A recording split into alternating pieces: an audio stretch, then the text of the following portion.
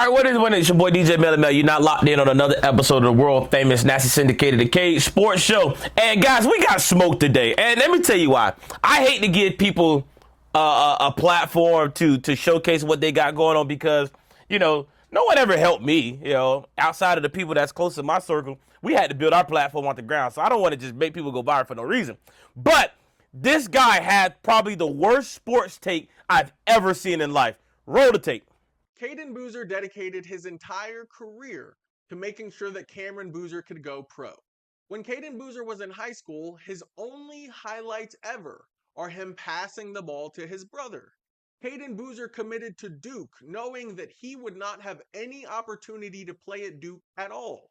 Duke has veteran guards who have been on the team for years, so Cayden knew he wasn't going to get playing time at Duke, but he committed there so that Cameron would feel comfortable. Cayden Boozer has sacrificed his entire career just to make sure that his brother has a successful start to his NBA career. If Cayden Boozer was smart, he would have prioritized himself, left Cam out on an island, and Cayden Boozer would be at a D3 college right now, averaging 20 points. There's no reason for Cayden Boozer to be enrolled at Duke University because he's not going to graduate from there. He's going to end up in the transfer portal. He's going to take $1 million from somebody. And the next year, he's going to be in that same portal again. All right. I'm going to double down. This might be the worst sports take I've ever heard in my life. So you're telling me a 5-star guard, a state champion, a proven lead point guard, somehow sacrificed his career because he chose Duke with his brother, a school that their father attended. Are we serious right now? Since when did earning minutes at Duke as a freshman became career suicide? Since when did playing with your twin brother turn into a weakness? You are so obsessed with box scores, you forgot what development actually really looks like. This ain't D3 rec league basketball. This is Duke, national televised. NBA scouts courtside. Elite coaching. Elite strength programs. Elite competition.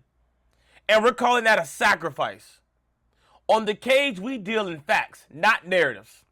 So let's break this down point by point, all right? He's highlighted that he only passes to his brother. That's flat out wrong. Cayden in high school at Columbus, by the way, a 4-time champ, by the way. 16 points, 5 assists, and 5 rebounds as a freshman. As sophomore, 15, 5, and 5. As a junior, 13 and 7. As a senior, 14 and 8 or 14 and 7. Career 15-7 guy. That's not just passing. That's a floor general running a powerhouse program. And people seem to forget he dropped 27 in the Chipotle National Championship game. He had 23 in a state title game. That's a bucket getter and a playmaker. He committed to Duke knowing that he wouldn't play. Wrong. He committed to Duke because, one, that's where his father went. They're one of the top programs in the country. They have NBA aspirations. And then let me explain this. Even at Duke as a freshman, he's averaging 7, 3, and at 50% better shooting. Now, we understand what his older brother is doing, Cameron, at 20, 10, and 5. But understand, 7, 3 on 50% shooting on a loaded roster as a freshman, that screams lottery. Don't get it twisted, okay? And that's called earning minutes. That's called development. You don't just walk into Duke averaging 18 immediately unless you're a generational scorer like his brother is. Okay?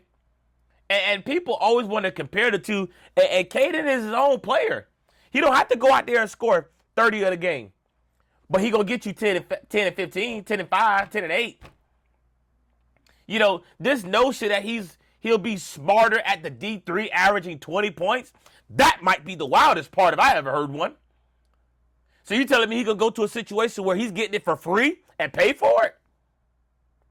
You're saying a 5-star nationally ranked prospect should leave Duke to average 20 against non-scholarship competition.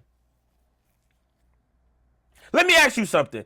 Is it better averaging 20 at Division III or averaging between 6 and 10 at Duke while NBA scouts are watching every possession? The stats don't equal status. Exposure matters. Development matters. Competition matters. This notion he sacrificed his career to be with his brother, or What if we called it loyalty? What if we called it chemistry? What if this is called a basketball family making a strategic decision? Twins playing together is not a weakness, it's leverage.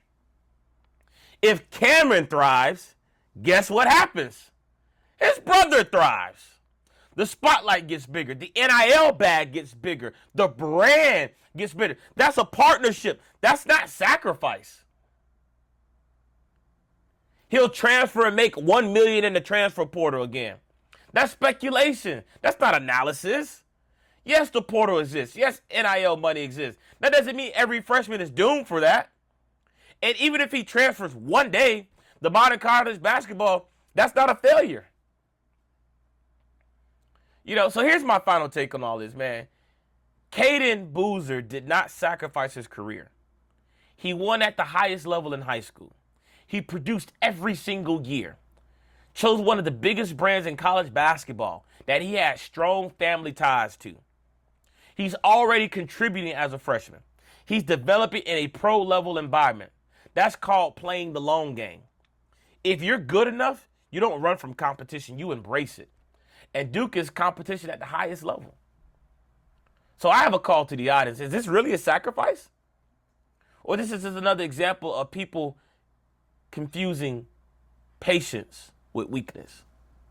I'm curious, man. Y'all drop y'all thoughts.